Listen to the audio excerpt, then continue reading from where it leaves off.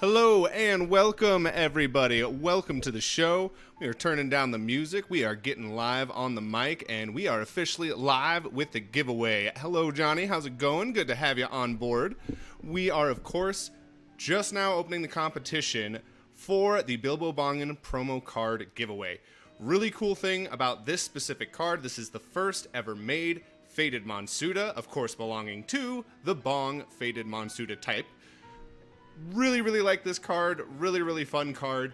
It is a support class character, specifically meaning, or rather a support class, it is a Monsuda support class monster. Really like that.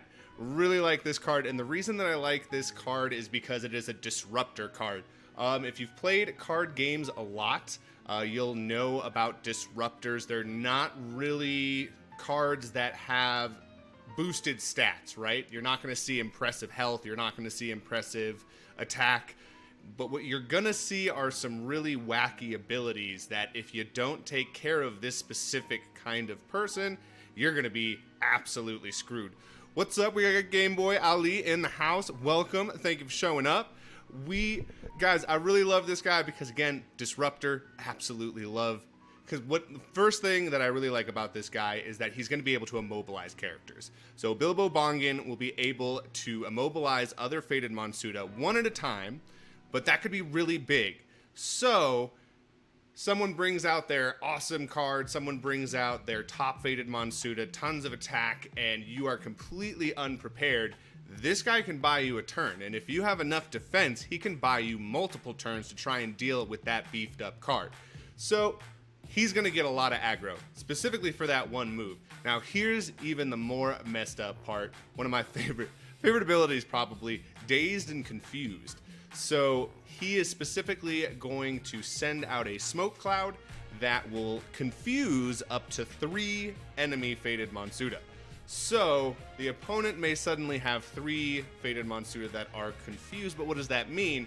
That means that they are no longer in control of those Monsuda. You are going to be leaving it up to chance. That's kind of why I was talking earlier, if you watched any of the earlier streams, about DAP random number generators and how that's going to play a big role, and no pun intended, because there's going to be lots of rolls. We're going to need lots of different probability, and whether it's 50% probability, and this is going to be a stacked probability, right? So you have the probability that you're going to hit the confusion, and you can hit up to 3 monsters with confusion. So it's going to be a random roll as to which monsters get hit, and then it's going to be another 50% chance as to which of those 3 monsters gets hit with the confusion. But that could be a nightmare for the opponent, right? If you have 3 Monsuda that are confused, those are 3 Monsuda that could attack a friendly Monsuda, or even worse, they could attack you directly. Last thing you want is to be in complete control of a match, and then all of a sudden, your top Faded Monsuda is turned against you, and you lose the match for that specific reason. That's going to be huge, and again, that's going to be a reason that people want to get rid of Bilbo Bongin. No one's going to want to deal with that, and again, there may be a chance where he's a statistic card, right? He's a probability, he's a risk, because maybe you get 0 monsters that are going to be confused, and that could be not so great, waste of a turn and waste of a spot on your field for that turn. But that being said, the reward is absolutely huge. So ironically, this was the first one ever made. There's 500 copies. I know that the Dubes McGee has 250. Sensei Starby has been created, so there is actually the promo card created for that. It has been added to the collection. We have not been giving out a whole bunch of those just yet. Actually, there was only one group, specifically, shout out to Game Boy Ali, we actually have given some of those NFTs for giveaways, so that channel is going to be the first place that you are going to be able to get this, possibly, because we're doing this giveaway right now, and we have an event going on Saturday. We'll touch on that a little later in the stream, but with the event going on Saturday, this may be the first place that you can get them. So definitely something that you want to keep an eye on. And again, that channel, in case you haven't been here with us and you haven't seen it before, is going to be Game Boy Ali's Blockchain Gaming. And as always, let's go ahead and put that in the chat. Ba-doop. All right, should be copied. And look at that. always hop in there. Going to be a great place to get the Faded Monsuda cards, so you're definitely going to want to keep a lookout for them. We already did a little bit of Sensei Starbait. We want to focus on Bilbo Bongin here because, again, Bilbo Bongin is going to be that card that is coming out. I kind of got sidetracked from there. So 250 of both Doobs McGee and Sensei Starbait. There are 500 of Bilbo Bongin. He is still going to have an extremely high staking power, possibly as high, and I'm considering higher for the sake of he was the first ever created. Not all cards are going to be like that, where there's going to be a surplus of them and they could possibly be higher. This is a rare instance with a card like this. We have not given out a whole bunch of the Bilbo Bongin cards. Very few of these have been given out, so most of the 500 have either not been created or have not been handed out. So there's still lots of these to give out, which we specifically did on purpose because this is the first one ever made. We wanted there to be a little bit of extra value for it. So big deal that we are giving out 15 of them. That's a pretty big deal because that's 3% of these cards being given out here from this giveaway, which is a huge reason that you definitely want to do it. We'll definitely scroll on down here. Oh no, I grabbed the wrong thing. So I'll scroll down here because I got to scroll down here. And as you can see, you can follow us on Twitch. You can share on Facebook, tweet this on Twitter, follow on Twitter, visit on Instagram, view the post on Instagram. We got subscribed to YouTube. There's 2 Twitch channels on there. We are trying to build up that Faded Monsuda channel because basically once we have lots of cool stuff going on and lots of different things that we can show with the big brand, we want to go ahead and push everything over to that channel. So we are building that channel up right now, so we greatly appreciate you following there as well as here because this is where we're going to have all sorts of stuff, not just Faded Monsuda on this Sensei Bullrog channel. Upland is something that we cover heavily here. We're going way more into the NFT district, not just what we're going to be discussing here, but the projects that we're involved in. We are going to be involved with a poker group coming out here revolving around wax and NFTs, so definitely stay tuned. Again, that's more on Saturday, that big Saturday event that we have going on this channel, the Upland Fiat Auction. Definitely stop by for that because we're going to be telling you how you could possibly get a fat chunk of wax through a free roll poker tournament.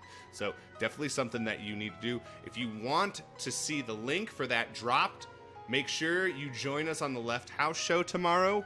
Sensei Bullrog, our associate sleeve, will also be showing up there, who will be on our Upland specific station, and we're going to be going over that as well as dropping the link for that free roll tournament. So guys, make sure that you're following all of these different people. There's just giveaways everywhere, and everyone collaborates, all right? Everyone gets in on each other's stuff because we all want to help each other grow, especially the people who really believe in one another's projects. So it's really cool. Make sure that you're tuning in. And finally, so we see all of the different ways. We see that Bilbo Bongin is live. We've gone over that, but now it's spoiler time, right? If you remember, I said that there would be a spoiler involved in this. So let's go ahead and get you guys that spoiler. You guys are showing up. We want to go over that. And those are specifically going to be the playable characters. Now, the reason the playable characters are really... So now I always got to draw a comparison, right? If I'm trying to think of something. Yu-Gi-Oh! Duel Links as well as Hearthstone have done a great job of playable characters that have abilities that change the entire flow of the game. And part of the reason that has been huge, in my opinion, especially, you can't really do it, I guess, with regular trading card games, and if they do, I don't see them do it, but with specifically trading card games that are done in an actual video game, and in this instance, blockchain gaming, it's specifically going to allow you to have a completely opened up area in terms of player abilities. Now, what is a player ability? Let's discuss that by going into the characters that we've created. The first 4 playable characters, maybe there will be more, but for right now there are 4. The first of them will be Grungely. His ability will be Undercut. Grungely draws a card from the bottom of the deck at the cost of 2 health and 2 Tetracells.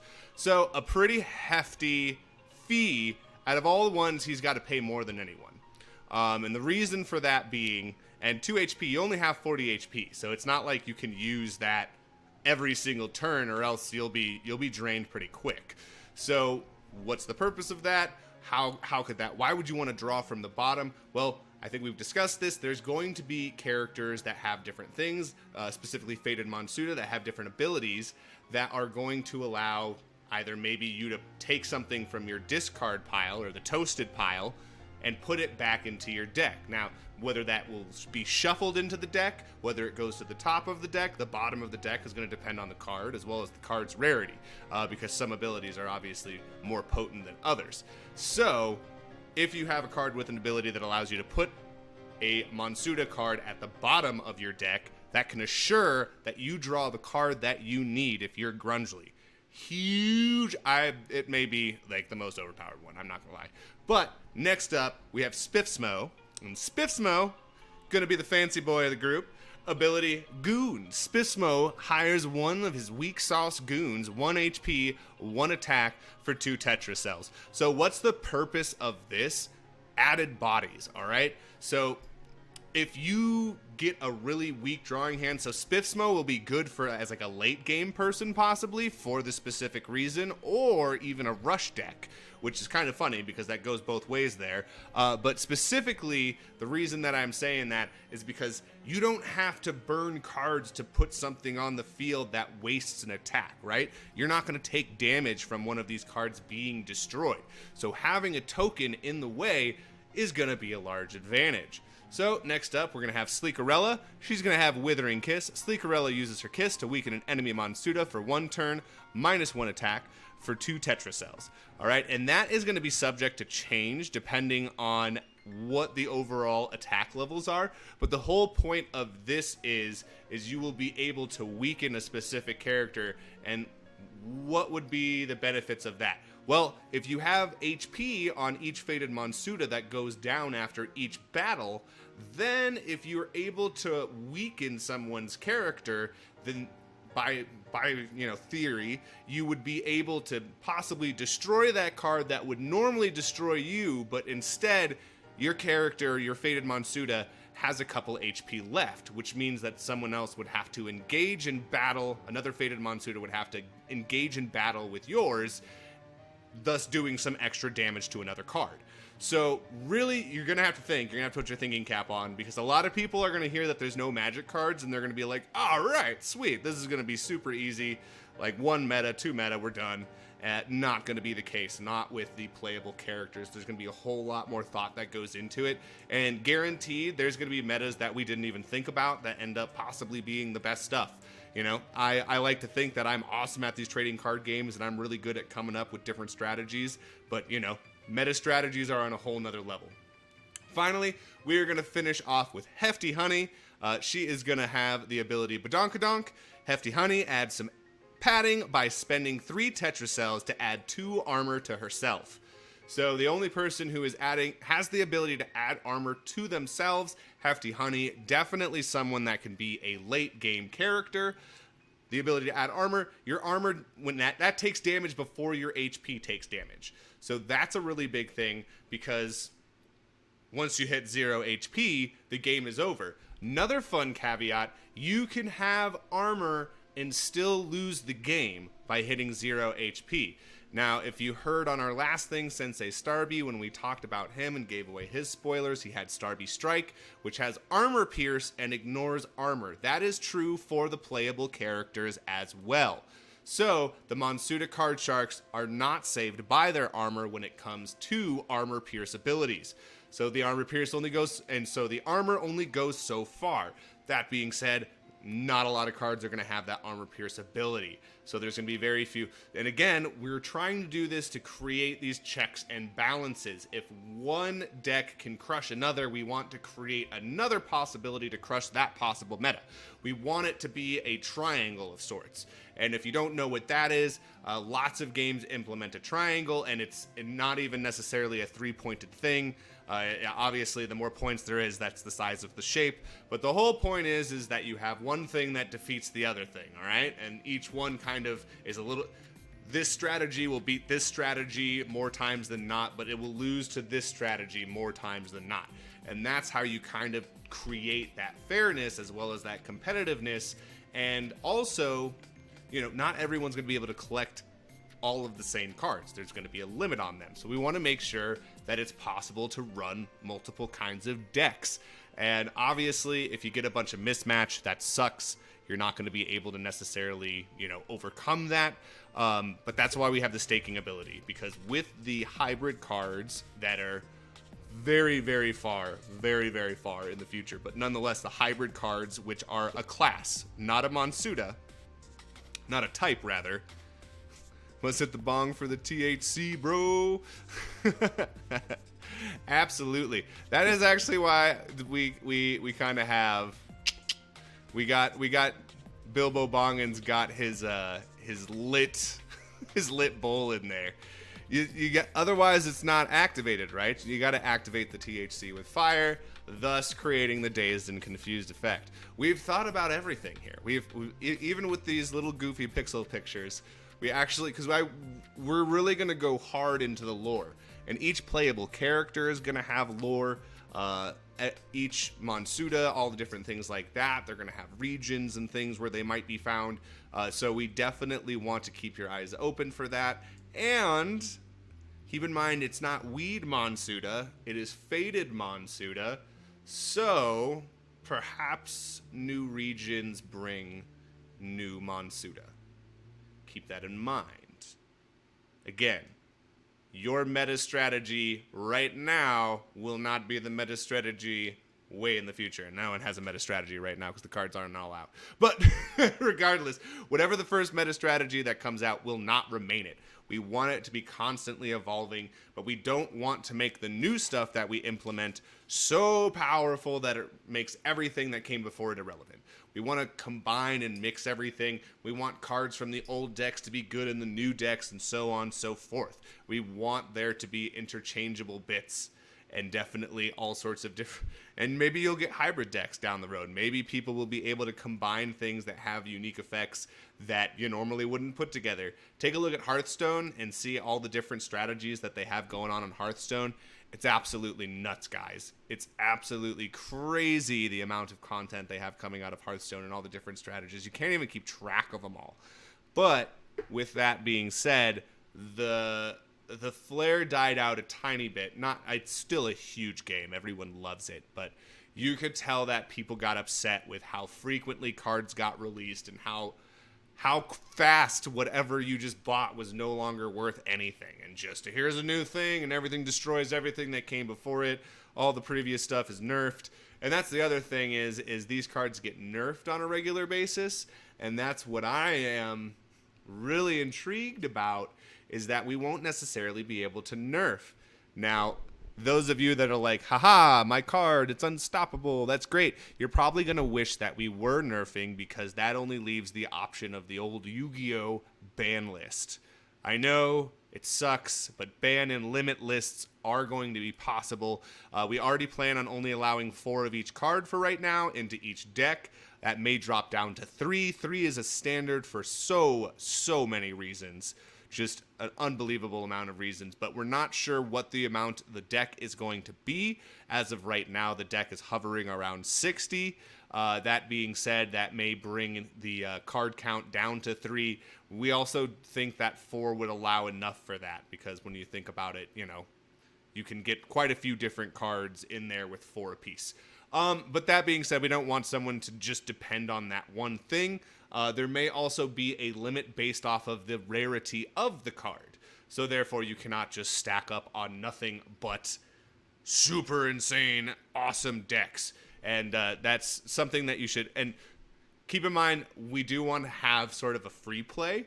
That being said, like, just for fun, maybe not wagers, maybe not ladder rankings, but... use whatever kind of deck you want, so you and your friends can go just load your deck up with the craziest cards in the game and just have fun with all your super cards. But we want to make sure that everyone has a chance, man, and we want to make sure that people are constantly thinking.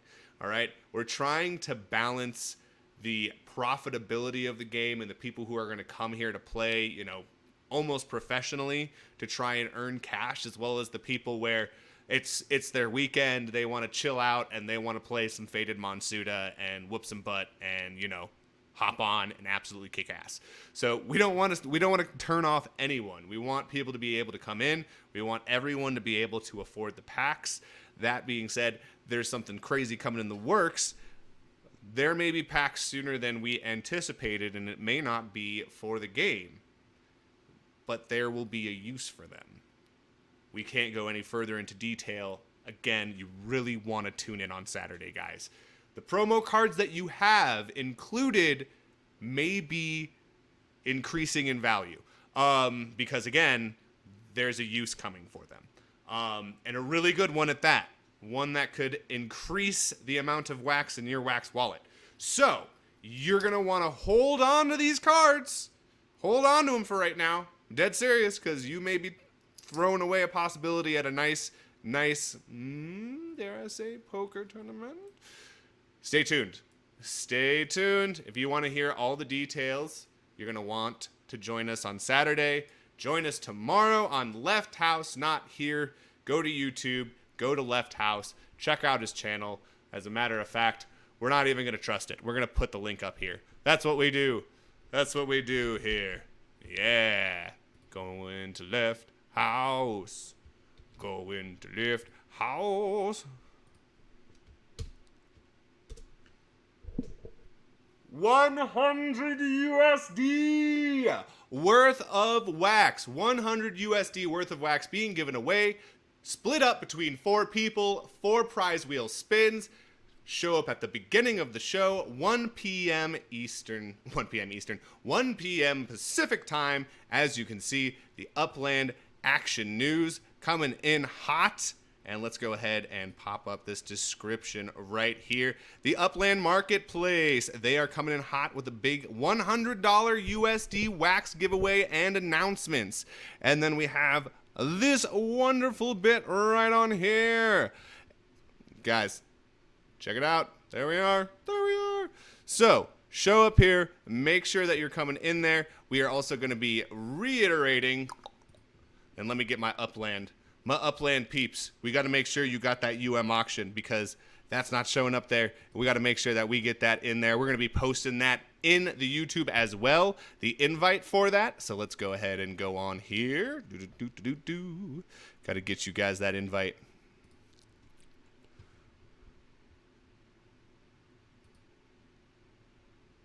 Oh, that's so funny. I brought it up and then I clicked the wrong thing. There we are. Copy the link. Let's drop her on in. How's it going, Culinary Jedi? Right at the perfect time, man. That Left House channel is where we're going to be tomorrow at 1 p.m. for that 100 USD wax giveaway. That you got to show up at the beginning. They give a secret word out at the beginning of the show. At the end of the show, they release a link. And when they release that link, you can go ahead and put your .wham address in, as well as the secret code to be put on the wheel. 4 lucky winners will have that 100 USD split up, so 25 USD worth of wax a piece. Not 25 wax, but 25 USD worth of wax, just for showing up, just for watching the show, just for seeing what we got going on. And again, you are going to want to show up to this show, and you're going to want to go to this Discord, because, again, guys, it's awesome. Guys, they're doing live fiat auctions, so even if you're not into Upland right now and you've heard about Upland and you're wondering, is there money to be made there? They're going to be doing a live fiat auction that everyone can watch. We're going to be streaming it live, and we're going to just, there could be thousands of dollars that change hands over these properties. And I mean, some of them are starting in the high hundreds, guys. So I'm not, there's 20, I believe 27 properties, and some of them are starting in the high hundreds. So when I say thousands of dollars, it's not an under exaggeration. I'm very much, we've got so many people joining that group right now, as well as registering, and I love it because you got people whose accounts are worth $10,000, people whose accounts are worth $7,000. They got, 11 million UPX, 7 million UPX. So you got people with big money that are coming in for these fiat auctions. So hopefully we get some awesome bidding wars.